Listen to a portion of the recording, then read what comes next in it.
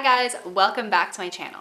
So in this video, I know that you guys have probably been very freaked out over the coronavirus recently. And so this video is not meant to freak you out or stress you out in any way, shape, or form.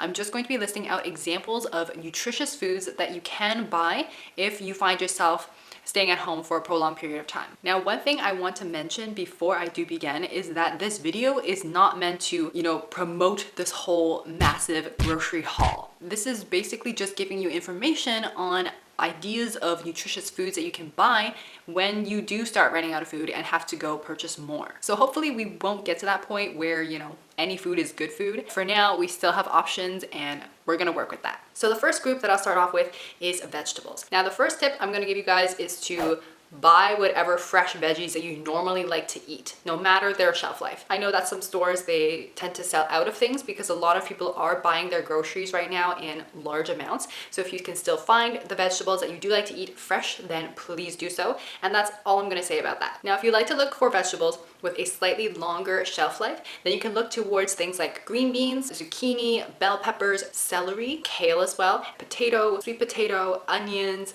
parsnips, rutabaga, turnips, cabbage, squash as well. Those can be kept for a very long time, either in room temperature or in the fridge. And the longest shelf life for vegetables are frozen or canned vegetables, which honestly at some points can even be more nutritious than the fresh ones. So because they are picked and then frozen / canned in their prime, this means that you can have a nutritious addition to your meals even if you do have to stay at home for a prolonged period of time, and they can last that long. Next group is fruits. So again, if you are able to buy the fresh fruits that you normally eat, please do so. Otherwise, try to look for those with a slightly longer shelf life, and those can include apples, melons, grapefruits, and oranges. And similar to vegetables, the fruits that have the longest shelf life are going to be frozen fruits and canned fruits. They can be so useful and can be used in various different ways. Smoothies, porridge bowls, or your smoothie bowls, baking, or just as snacks after you kind of defrost them.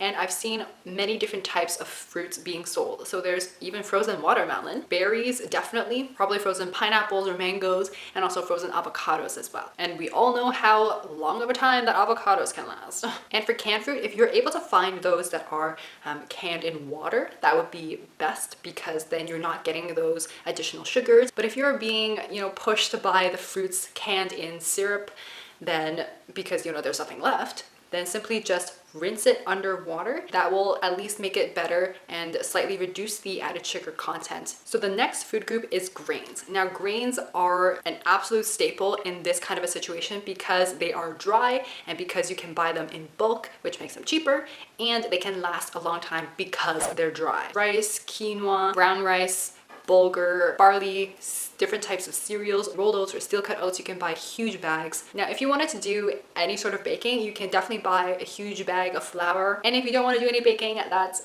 totally fine by me. You can buy breads and tortillas that you can just freeze in your freezer and then take them out maybe a day before to defrost so that you can eat them whenever you like. And finally, high fiber crackers can be a fantastic way to continue to include sources of fiber and whole grains into your diet, and they can last a very, very long time. So the next food group that I'm going to be talking about is going to be meat and meat alternatives. Any sort of cuts of meat you can buy in bulk for a cheaper price, cut them up, and then store them in separate bags so that you can freeze them and then just take them out in portions whenever you want to make any dishes with them. And this works for whole cuts of meat or also ground meat as well. Similarly, you can do that with seafood as well. If you buy a whole fillet, chop that into portions, and then freeze them, that will be a very good way to kind of take whatever it is that you need out instead of taking the whole entire fillet out. And also for seafood, don't be afraid of buying canned fish because those last forever. And you can buy canned tuna, you can buy canned salmon, you can buy canned sardines, and also canned smoked oysters. And the final thing for animal products is eggs. Those have been a staple in our fridges or in most people's fridges for a long time, and they can last a long time. And they are very versatile. Omelets, scrambled eggs, pan-fried eggs, hard-boiled eggs for snacks or for, breakfasts. They can be dropped in soups, just a whole bunch of different options that you can have. Okay, I hear you. Not all of you eat animal products, and that's completely fine. So for more plant-based options, you can buy tofu, and that is a very good source of plant-based protein that can be kept for a fairly long period of time. But if you want to have a food that has a very extended shelf life, then you should really go for canned legumes. So canned beans, canned chickpeas, canned lentils, and of course you can also buy the dry ones as well, but I just feel like the canned versions are very efficient. And make sure if you buy the canned ones to buy the no sodium added ones. So I know that we are trying to get enough food in order to stay at home. We want to make sure that we are prepared, but we also want to make sure that we are thinking about the best for our health. Especially if you have a condition like high blood pressure, you really want to look out for the amount of sodium or the amount of salt that you ingest. So if you're buying those canned legumes, make sure you're buying the no salt added versions, and they will say that on the packaging. So frozen edamame, which are young soybeans, are also a fantastic source of plant-based protein. And you can just simply boil them and have them as snack, or microwave them and have them as a snack. And finally, nuts, seeds, different types of nut butters are also great ways to get healthy fats into your diet and also plant-based protein as well. Almonds, walnuts, pistachios, cashews, Brazil nuts, pumpkin seeds, sunflower seeds, peanut butter, almond butter, cashew butter, your choice. So my next food group is dairy and dairy alternatives. Now we of course want to get our daily intake of calcium into our systems. If you can buy cartons of milk, or yogurt or tubs of yogurt, then feel free to do so. But if you like your milk to last a little bit longer, then you can also use evaporated milk. Now, the way to create your regular milk out of evaporated milk is basically just add equal parts water. So if you want 1 cup of milk, add half a cup of evaporated milk and add half a cup of water. Now, another way in order to get your calcium intake for the day is to focus on plant-based dairy alternatives. Soy milk and pea protein milk or pea milk, and those are very similar in terms of protein content when compared to regular cow's milk. But honestly, hemp milk, oat milk, rice milk, almond milk, coconut milk, those can also be good options to have at home with various different recipes. And make sure you buy the ones that are in cartons that are able to be stored in room temperature. Those have been treated in such a way where they have eliminated all the bacteria in that carton. You don't have to worry about them for a very long time. And finally, with cheese, you really want to buy those huge block cheese instead of those bags of grated cheese. One reason being that the block cheese is going to be cheaper because you're not paying for the act of grating that cheese.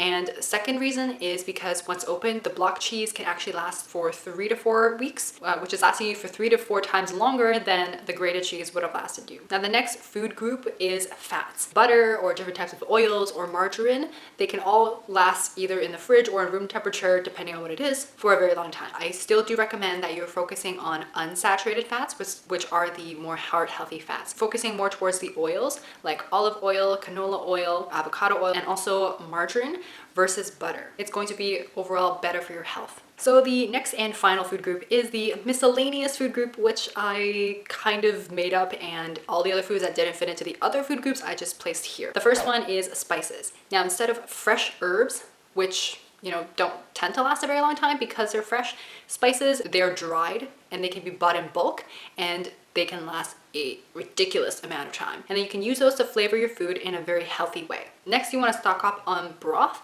This can be an absolute lifesaver if you need to, quickly make some soup or even just add some flavor to your dishes. For example, I used to add a lot of chicken stock to my rice when it's cooking instead of water. Now with broth, whether it's, chicken or beef or vegetable broth, you really want to go for the no salt added version to reduce your sodium intake. So the next one is granola bars / protein bars. These are going to be fantastic snacks and they will last you a very long time. But some of the brands that I like and have tried, Kind bars, Simply Protein bars, Nature Valley, or Kashi Joy, those contain either high protein or a lot of fiber, so I do like them and I do like to recommend them to others. If you're loading up on snacks, things like popcorn and various types of dried fruits and also dark chocolate can be awesome ways to snack and also get different types of vitamins and minerals and antioxidants and fiber as well. Now you can also buy pre-made / frozen meals or frozen food products. Now I don't recommend having these types of foods every single day for every single meal, but they are there for you in the freezer that can last a long time. Pizza or pierogies, raviolis, those are things that I have in my freezer right now. But I usually find that adding a source of vegetables will make them a more balanced meal. So if you're having pizza with pepperoni on it, you kind of got the carbs in there, you kind of got the protein and some of the fat. So all you need to do is add a source of vegetables. So the final example that I'm going to give is the oral nutritional supplement. Ensure or Boost Diabetic or Glucerna.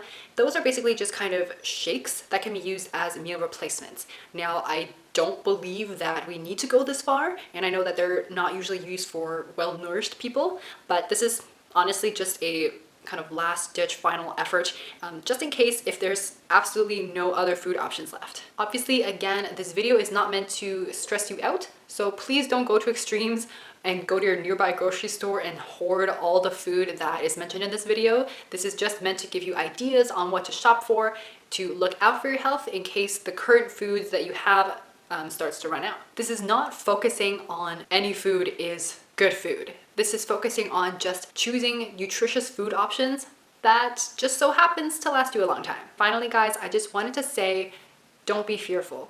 I know it's a stressful time, it's a crazy time for all of us, but fear is not going to help you in this situation, and it's not going to help anyone else. Just be alert and stay aware of the recent government mandated protocols. Right now, as I'm making this video, I believe it is to, limit your interaction with crowds. Make sure to not touch your face, especially eyes, nose, mouth. Wash your hands frequently with soap for at least 20 seconds with warm water. And if you can't do that, then make sure to find some sort of sanitizer for your hands and rub it on your hands until dry. Stay alert, stay safe, and I will see you guys soon.